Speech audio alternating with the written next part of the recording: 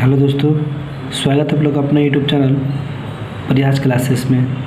दोस्तों आज हम लोग गणित में बेसिक बातों को समझेंगे। जैसे कि आपको बता दें, गणित में हम लोग पहले समझेंगे आखिर गणित किसे कहते हैं।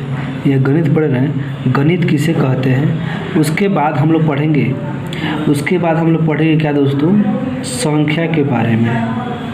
उसके बाद हम लोग पढ़ेंगे संख्या के बारे में, संख्या कितने प्रकार का होता है। उसके बाद हम लोग पढ़ेंगे परिमेय संख्या, अपरिमेय संख्या, इसके संबंध में पढ़ेंगे। जैसे दोस्तों आपको बता दें, संख्या दो प्रकार का होता है, आपको पता ही होगा। संख्या दो प्रकार का होता है, एक होता है वास्तविक संख्या, दूसरा होता है क्या दोस्तों, काल्पनिक संख्या। क्या होता है, काल्पनिक संख्या। एक आपका वास्तविक संख्या, दूसरा आपका काल्पनिक संख्या। वास्तविक संख्या के अंतर्गत हम लोग सभी को पढ़ते हैं। जैसे कि हम लोग इसमें पढ़ते हैं प्राकृत संख्या। क्या दोस्तों, प्राकृत संख्या पढ़ते हैं। उसके बाद इसी में हम लोग पढ़ते हैं पूर्ण संख्या। उसके बाद हम लोग पढ़ते हैं पूर्णांक संख्या पढ़ते हैं। उसके बाद हम लोग पढ़ते हैं परिमेय संख्या। उसके बाद हम लोग पढ़ते हैं अपरिमेय संख्या। उसके बाद हम लोग पढ़ते हैं सम संख्या। उसके बाद पढ़ते हैं विषम संख्या। क्या दोस्तों, तो विषम संख्या पढ़ते हैं। उसके बाद हम लोग पढ़ते हैं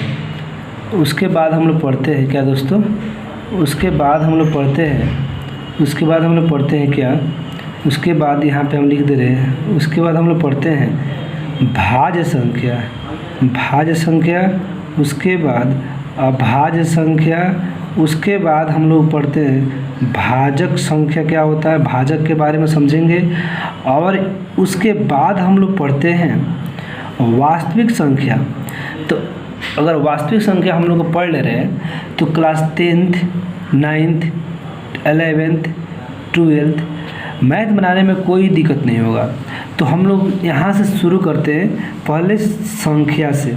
संख्या आपका दो प्रकार का होता है। इससे पहले हम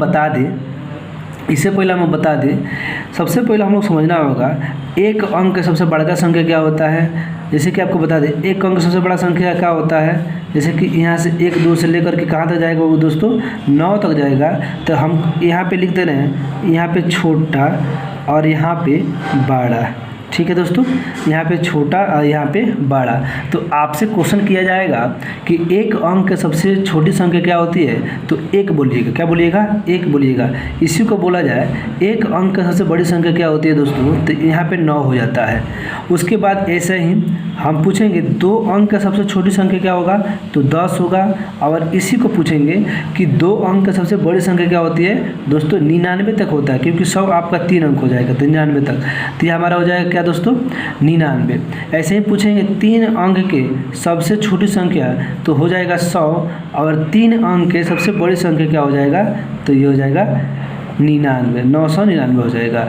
इसी को क्वेश्चन के हम पूछते हैं 4 अंक के सबसे छोटी संख्या, 4 अंक के सबसे छोटी संख्या, तो ये हो जाएगा आपका 1000।